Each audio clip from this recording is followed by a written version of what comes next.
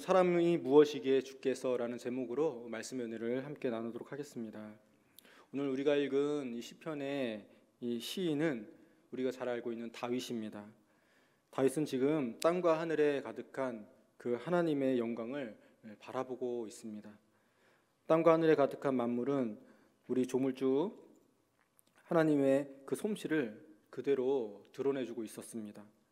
다윗은 거대한 자연을 목도하는 그 순간 위대한 창조주 하나님을 느끼지 않을 수가 없었습니다. 그가 이렇게 고백을 하죠. 시편 8편 1절 말씀입니다. 여호와 우리 주여, 주의 이름이 온 땅에 어찌 그리 아름다운지요. 모든 예술가들은 자신의 그 작품에 자신들의 이름을 새깁니다. 그것을 서명이라고 하죠. 피카소가 그렇고 르누아르가 그랬고 또 이중섭 등 많은 예술가들은 자신의 그 이름에 그 작품에 이름을 남겼습니다. 그 서명 때문에 그 작품은 어마어마한 가치를 가지게 되는 것이죠. 하나님께서는 온 우주 만물을 지으신 후에 당신의 이름으로 서명을 하셨습니다. 그런데 그 서명을 알아보고 작품을 알아보았던 이들은 놀랍게도 어른이 아닌 어린아이와 젖먹이들이었습니다. 성경은 말씀합니다. 시편 8편 1절에서 2절 말씀인데 세 번역으로 제가 다시 함께 읽겠습니다. 저 하늘 높이까지 주님의 위엄 가득합니다. 어린이와 젖먹이들까지도 그 입술로 주님의 위엄을 찬양합니다. 여러분, 어린아이들의 눈이 어떻습니까? 여러분, 어린아이들의 눈을 보셨죠? 그 눈은 정말 우리보다는 맑고 깨끗합니다. 그리고 그 눈에는 티가 없습니다. 또 아이들은 겸손함도 가지고 있죠. 그 겸손은 부모님을 있는 그대로 신뢰하는 그런 모습을 보면 그들의 겸손을 우리는 알 수가 있습니다. 그래서 예수님도 어린아이와 같이 아니하면 너희가 결탄코 천국에 들어가지 못한다라고 말씀까지 하셨습니다. 인류 최초의 우주 비행사는 1962년 러시아의 유리 가가린이었습니다. 그가 최초로 우주를 돌아다니고 이 땅에 와서 한 말은 무엇이었습니까? 하나님은 안 계시다 였습니다. 그로부터 6개월 뒤에 미국의 존 클랜이라는 중령이 또 우주인이 되었습니다. 그리고 후에 그가 우주를 다녀왔습니다. 그가 우주를 다녀온 후에 했던 말은 온 우주에 하나님의 영광이 가득하도다 였습니다. 똑같은 우주를 비행했고 똑같은 우주를 보고 왔습니다. 그러나 한 사람은 하나님이 계시다 그렇게 말하고 또 한 사람은 하나님이 안 계시다 이렇게 말하고 있다는 것이죠. 여러분, 참으로 이상하지 않습니까?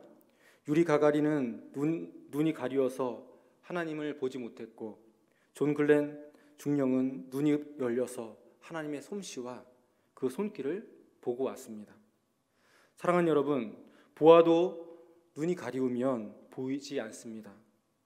별은 보이지만 그 뒤에 하나님의 손길이 보이지 않는다는 것이죠. 여러분, 들에서 양을 치며 별을 바라보았던 그 목동들은 다윗 혼자만은 아니었을 것입니다. 많은 목동들이 있었습니다. 그러나 다윗은 하나님의 솜씨와 손길을 그 가운데서 보고 있었어요. 여러분, 하늘의 달과 별을 얼마나 우리가 자주 바라보십니까? 지금 별이 잘 보이지 않지만 우리가 그냥 시골에 가서 별을 한번 보게 되었을 때 우리는 예쁘다라고 말할 수 있습니다. 그러나 별을 보는 순간 이 우주 만물을 지으신 창조주 하나님의 그 마음을 느껴질 때, 그 마음이 내 마음속에 들어올 때, 정말 그 하나님의 신비 앞에 내가 서게 될 때 나는 더 이상 이 세상의 것들이 전혀 부럽지가 않게 되는 것이죠. 목동이었던 다윗은 온종일 들판에서 양을 돌보다가 해가 지면 그 하늘의 별들을 바라보고 잠을 청했을 것입니다. 그리고 밤이 깊어가고 하늘에는 총총히 빛나는 별들로 가득했습니다. 그때 다윗은 하나님의 그 위대하심에 압도를 당할 수밖에 없는 것이죠. 다윗은 주의 손가락으로 만드신 주의 하늘과 주께서 베풀어 주신 달과 별들을 내가 보오니라고 고백합니다. 수많은 별들이 그 하나님의 영광을 드러내고 있었습니다. 이른물을 들풀에도 작은 풀벌레의 노랫소리에도 하나님의 신비와 솜씨가 담겨 있었습니다. 그런데 이때 다윗의 마음에는 찬양의 노래가 가득해졌어요. 그래도 그는 언제나 가지고 다니는 악기를 꺼내서 별을 보면서 연주하기 시작합니다. 시편 8편의 시작은 이와 같습니다. 여러분 성경에 보시면 앞에 제목처럼 붙어 있는 것이 있죠. 거기에 뭐라고 되어 있습니까? 다윗의 시, 인도자를 따라 깃딧에 맞춘 노래라고 되어 있습니다. 이 깃딧이 무엇인지는 정확하게 알려져 있지는 않습니다. 그러나 어떤 성서학자들은 말하기를 이 깃딧이 훗날 영어의 기타가 되었다라고 말하는 학자도 있습니다. 그렇다면 이 기타의 선율에 맞추어 다윗은 그 하나님의 놀라운 영광을 찬송하고 있었던 것이죠. 하나님을 찬양하며 다윗은 자신을 발견하기 시작했습니다. 시편 8편 3절에서 4절 말씀입니다. 주의 손가락으로 만드신 주의 하늘과 주께서 베풀어 두신 달과 별들을 내가 보오니 사람이 무엇이기에 주께서 그를 생각하시며 인자가 무엇이기에 주께서 그를 돌보시나이까. 자, 여기서 이때 인간을 가리키는 두 단어가 등장하고 있습니다. 하나는 사람이고 또 하나는 인자입니다. 이 사람을 가리키는 히브리어 원어를 보니까 사람을 가리키는 히브리어는 에노스이고요. 그리고 인자를 가리키는 히브리어는 아담입니다. 그러니까 인류의 첫 조상인 아담과 그의 손자였던 에노스, 그 이름의 뜻은 바로 사람이 되는 것이죠. 여러분, 인간이 무엇이고 사람이 무엇입니까? 야고보에서 이렇게 말씀하고 있습니다. 야고보서 4장 14절 말씀입니다. 내일 일을 너희가 알지 못하는도다. 너희 생명이 무엇이냐? 너희는 잠깐 보이다가 없어지는 안개니라. 그리고 시편의 시인은 이와 같이 말했습니다. 시편 103편 14절 말씀입니다. 이는 그가 우리의 체질을 아시며 우리가 단지 먼지뿐임을 기억하심이로다. 우리는 이렇게 안개와 같고 먼지와 같은 인생이라는 것이죠. 그러나 우리 인생을 하나님은 끝없이 사랑하십니다. 그래서 시편 103편의 시인은 그 앞에 이와 같이 고백하고 있습니다. 시편 103편 13절에서 14절 말씀 제가 다시 한번 읽겠습니다. 아버지가 자식을 긍휼히 여김같이 여호와께서는 자기를 경외하는 자를 긍휼히 여기시나니 이는 그가 우리의 체질을 아시며 우리가 단지 먼지뿐임을 기억하심이로다. 사랑하는 여러분, 하나님은 먼지 같은 우리 인생을 기억해 주시고 안개와 같은 우리의 삶을 돌보신다는 것입니다. 예를 들어서 여러분, 미국의 대통령이 우리나라에 왔습니다. 그런데 별로 특별하지도 않은 사람에게 찾아가서 그를 만난다면 그 만나는 사람은 연일 화제가 될 것입니다. 우리는 그것을 어떤 특별한 취급을 받은 것으로 여길 것입니다. 그렇다면 온 우주를 지으신 창조주 하나님께서 나를 찾아오신다면 그 느낌은 어떻겠습니까? 다윗은 감격했습니다. 하늘과 땅을 창조하신 그 놀라우신 하나님, 하늘도 땅도 담을 수 없는 그 크신 하나님이 그 하나님이 목동에 불과한 나에게 찾아오시고 그리고 하나님을 알게 하시고 하나님을 찬양하게 하시고 하나님을 섬기게 하시다니.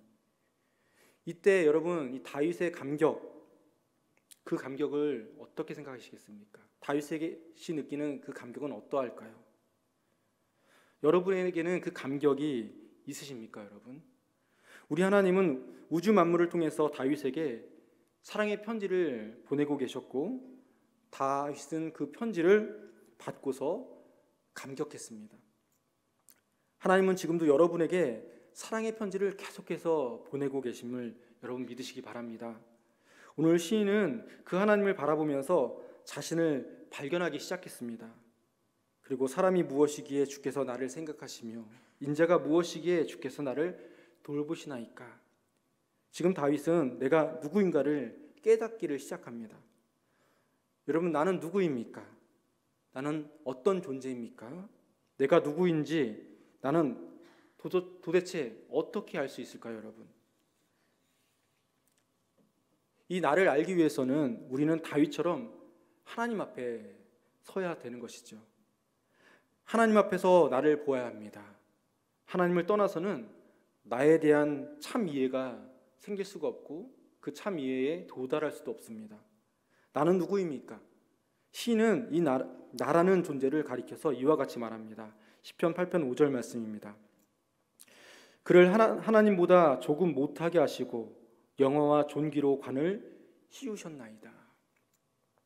영화와 존귀로 왕관을 씌우셨다고 말씀하고 있어요.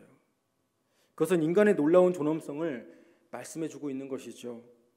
여러분, 예로부터 인간에 대한 잘못된 극단적인 두 견해가 있습니다. 그중 하나는 인간을 높게, 너무나 높게 보는 것이죠. 인간을 신이라고 보는 것입니다. 이것은 인간을 그릇되게 보는 것이죠. 흔히 권력을 가진 사람들은 나는 신이다 스스로 신격화했습니다. 그러나 여러분, 인간은 절대 신이 아니죠. 2차 세계대전에서 일본이 패전한 이후에 일본의 천황은 라디오 앞에 섰습니다. 그리고 떨리는 목소리로 국민에게 말했습니다. 나는 더 이상 신이 아니다라고, 나는 인간이라고, 그는 더 이상 신이 아닌 것을 말할 수밖에 없었습니다. 그렇지만 여러분, 그는 더 이상 신이 아닌 것이 아닙니다. 그는 한 번도 신인 적이 없었습니다. 인간은 하나님이 아닙니다. 인간은 그저 피조물이죠. 인간은 말 그대로 지음받은 존재라는 것입니다. 스스로 존재하는 자존자가 아닙니다. 인간은 하나님보다 조금 못하게 지음 받았을 뿐입니다. 그러나 이것이 얼마나 큰 특권인지 알 수가 여러분 있겠습니까? 하나님은 우리에게 하나님의 형상의 관을 씌워주셨기 때문에 정말 특별하다는 것이죠. 다른 피조물에게 이런 관을 씌워주신 일이 절대 없습니다. 영화와 존귀로서 관을 우리에게 씌워주셨습니다. 영화롭고 존귀하신 하나님을 닮은 존재로서 하나님은 인간을 지어주셨다는 것이죠. 자, 인간에 대한 또 다른 잘못된 견해가 있습니다. 그것은 인간을 너무 낮게 보는 거예요. 소위 물질 속에서, 그 물질들 속에서 인간을 바라보는 것이죠. 이것은 인간은 최고로 진화된 가장 고등 동물로서 보는 것이고요. 그래서 동물의 세계 속에서 인간의 나됨을 찾는 것입니다. 이렇게 되면 인간과 짐승의 차이가 없습니다. 동물의 세계는 여러분 무서운 경쟁이 있죠. 생존 경쟁이 있습니다. 그래서 내가 살기 위해서 남을 죽이는 그것이 동물의 세계입니다.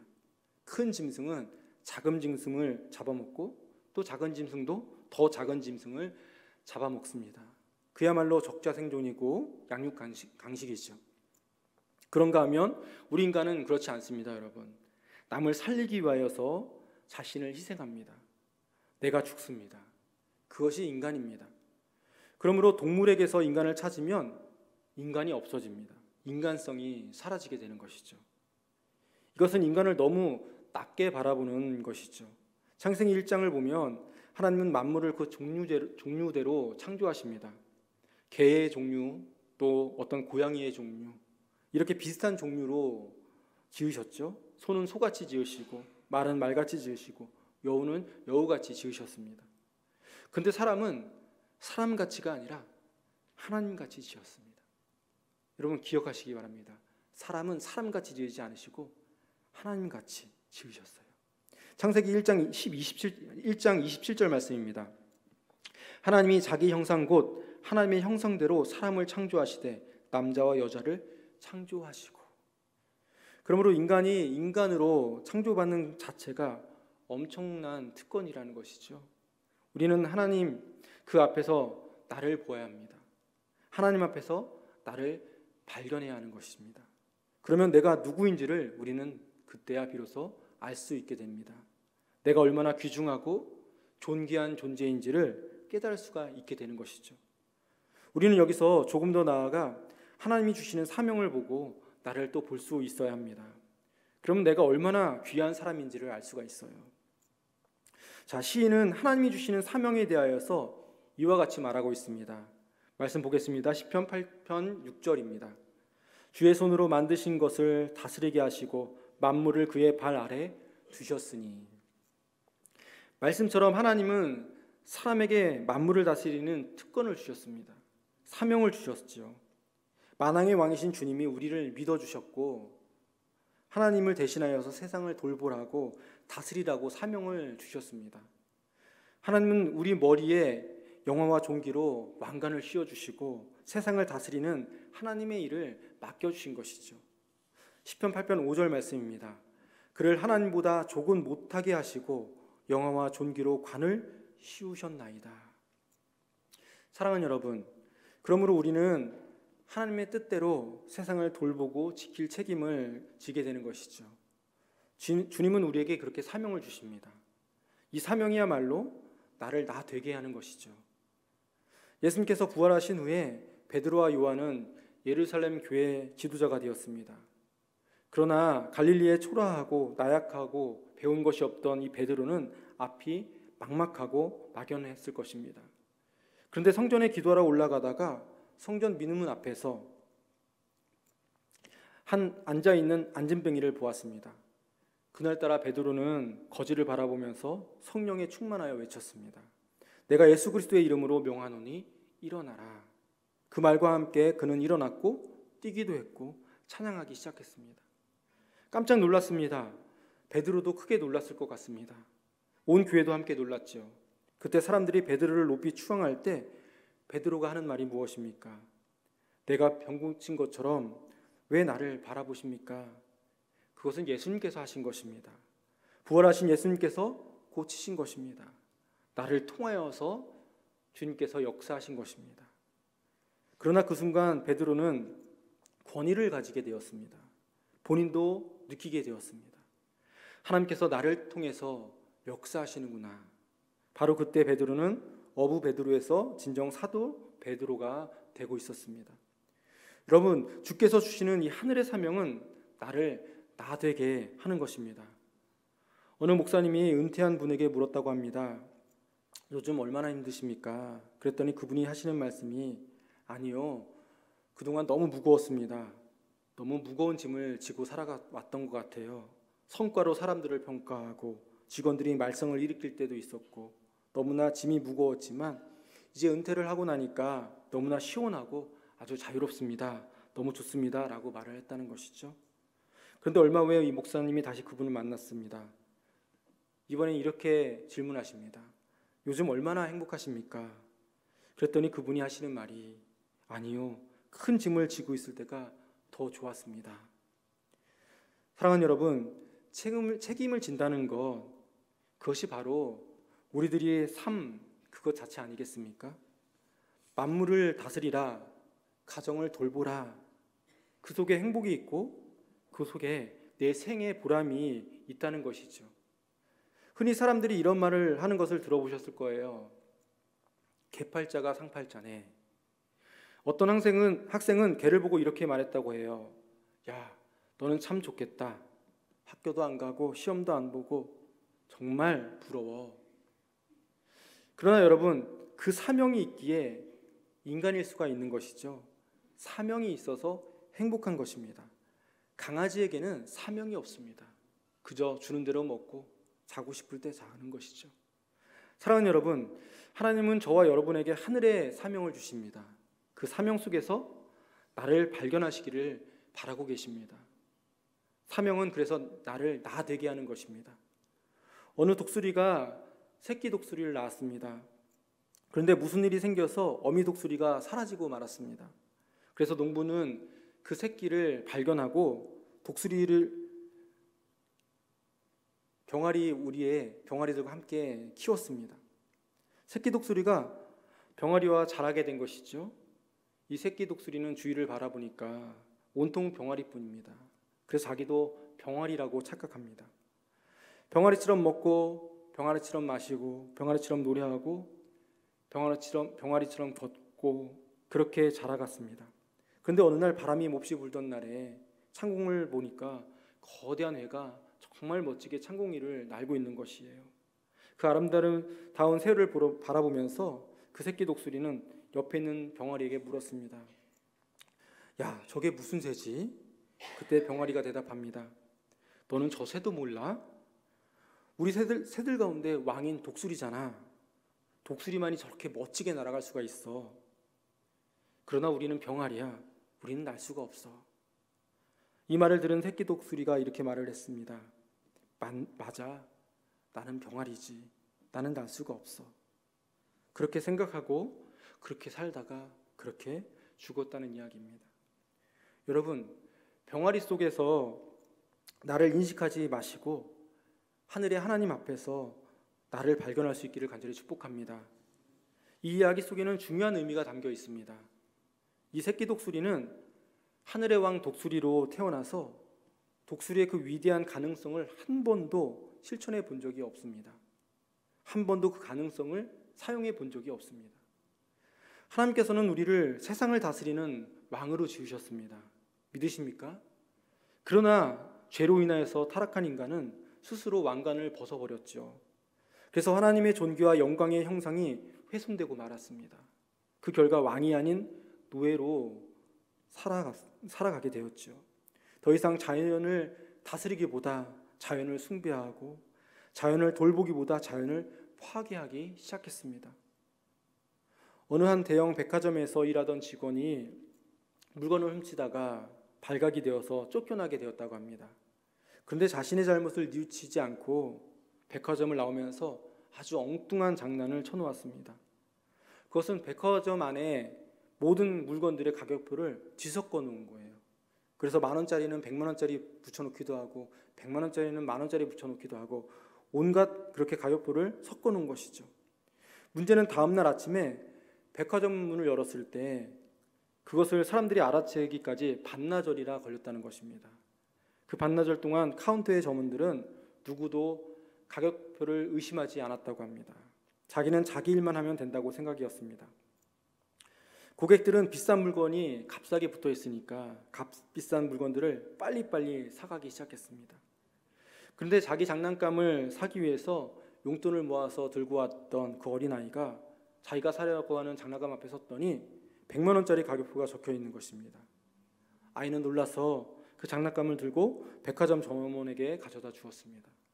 그제서야 백화점은 가격표가 이상하다는 것을 발견하게 되었죠. 여러분, 이 가격표를 바꿔놓은 이 쫓겨난 점원의 범죄도 기가 막힌 일이지만 그 사실을 아무도 깨닫지 못했다는 것도 기가 막힌 일이죠. 곰곰이 생각해 보면 오늘 우리가 이렇게 가격표가 뒤바뀐 세상에서 살아가고 있습니다. 누군가 인생의 가격표를 다른 피조물의 가격표와 바꾸어 놓았다는 거예요. 그 결과 사람이 비하되고 사람의 지위가 추락하고 있습니다. 사람이 이런 말 많이 들어보지 않습니까? 개보다 못한 사람이 되고 짐승보다 못한 인간이 되고 심지어 사람에게 기생충 같은 인간이라고 말하는 이 시대입니다. 세상은 사람을 외모로 평가하고 직업으로 분류하고 출신으로 나눕니다. 그러나 사랑하는 여러분, 우리는 본래 하나님의 형상대로 지음받은 하나님께서 친히 존귀와 영광으로 관을 씌워주신 그런 존귀한 존재임을 여러분 잊지 마시기를 간절히 바랍니다. 우리 시대의 교회도 이 가격표가 바뀐 교회들이 있습니다. 회복 레시피라는 책의 내용 중에서 어느 목사님이 한 교회에 담임 목사님으로 부임을 하면서 있었던 이야기 하나가 생각이 납니다. 그 목사님은 젊은 목사님이셨다고 하는데 그리고 어떤 교회로 부임을 했습니다. 교회에서는 신임 목사를 환영하기 위해서 만찬회가 열렸습니다. 그때 한 성도가 이 목사님께 다가오더니 이렇게 말을 했다고 해요. 어떻게 목사님은 700명이나 되는 사람들의 요구를 만족시켜 주어야 하는 그 힘든 일을 맡을 생각을 하셨나요? 그러자 이 목사님은 주저하지 않고 대답했습니다. 제가 이 교회에 온 것은 700명의 사람들을 기쁘게 해주기 위해서가 아닙니다. 단 한 분만을 기쁘게 해드리기 위해서 온 것입니다. 하나님이 기쁘시기만 한다면 나머지 모든 일은 저절로 잘 될 것입니다. 이 목사님의 대답이 저에게는 그 당시 그 글을 읽으면서 의미심장하게 들렸습니다. 여러분은 어떻게 들리십니까? 여러분, 교회 안에도 가격표가 뒤죽박죽 바뀐 곳이 참 많이 있습니다. 하나님의 일을 한다고 하지만 정말 하나님이 기뻐하시는 대로 일하지 않습니다.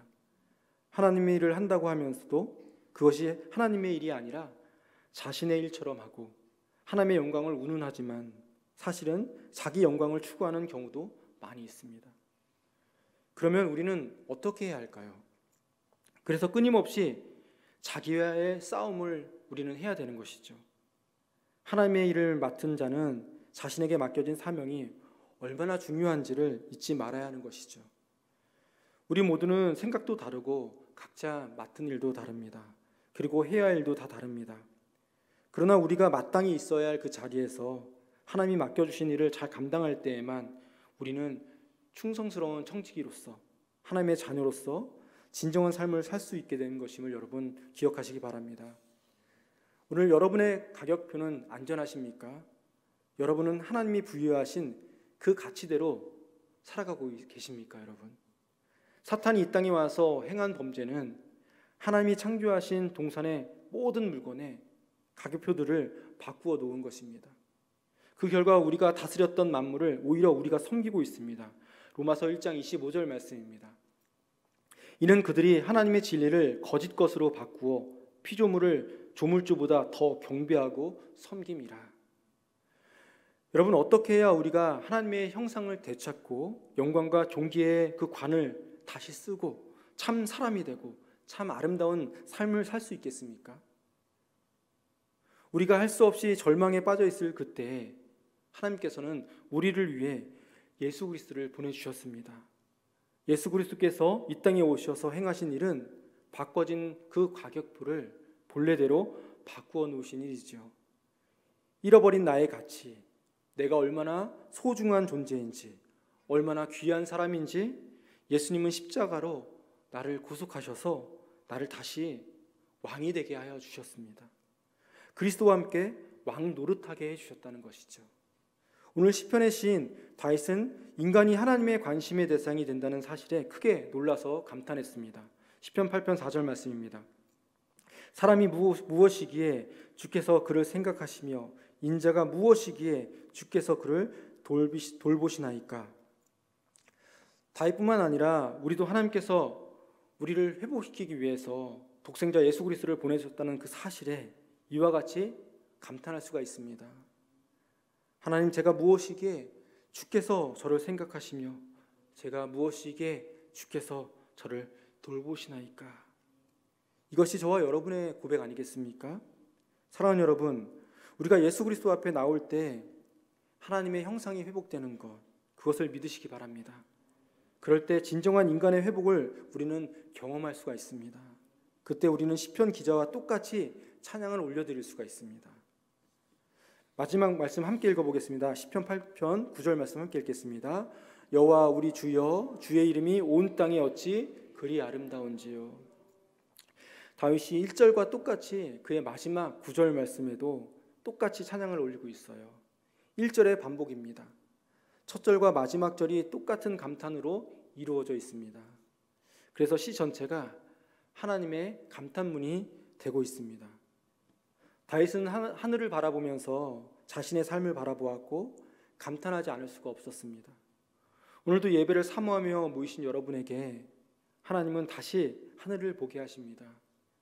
언제나 믿음으로 예배하며 살아가는 여러분, 기도하고 예배하는 모든 순간에 또 하나님을 바라보고 십자가의 주님을 바라보시며 그리고 우리 자신을 돌아보는 시간들을 가질 수 있기를 간절히 축복합니다. 그리고 주님을 만나서 내가 누구인지를 다시 알고 내가 어떤 사람인지를 또 깨닫고 나의 사명이 무엇인지를 깨닫는 복된 삶이 되시기를 간절히 축복합니다. 그래서 여러분 삶 전체가 정말 하나님의 큰 감탄문으로 남을 수 있기를 주님의 이름으로 간절히 축원합니다. 기도하겠습니다.